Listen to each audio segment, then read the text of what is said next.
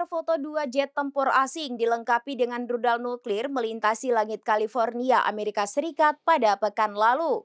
Rudal nuklir yang dibawa jet asing itu disebut memiliki daya ledak melebihi bom atom yang menghantam Hiroshima 80 tahun silam.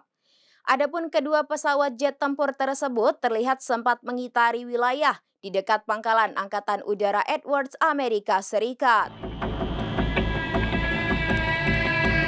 Dua jet tempur asing pembawa rudal nuklir dilaporkan terbang di atas wilayah Amerika Serikat. Bahkan dikabarkan rudal nuklir yang dibawa jet asing itu punya efek ledakan yang lebih tinggi daripada bom Hiroshima dan Nagasaki jika dijatuhkan.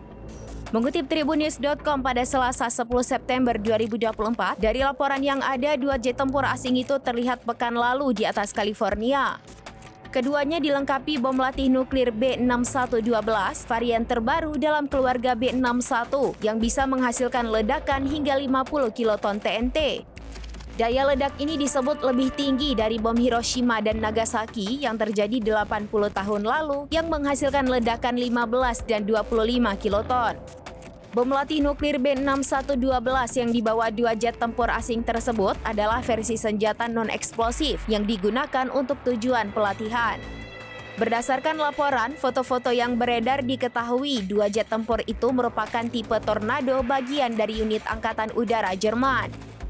Kedua pesawat itu terlihat di dekat pangkalan Angkatan Udara Edwards. Ini adalah salah satu pesawat tempur non-Amerika Serikat yang bersertifikat di Eropa di bawah pembagian nuklir NATO.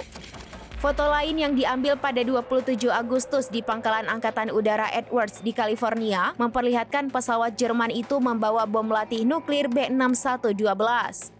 Keikutsertaan Jerman yang berkelanjutan dalam latihan semacam itu memastikan bahwa Jerman mempertahankan kemampuan operasionalnya yang dibutuhkan untuk misi nuklir di bawah misi NATO.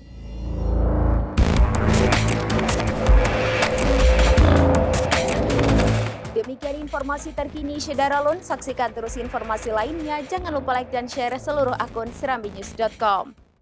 Download Tribun X sekarang. Menghadirkan lokal menjadi Indonesia.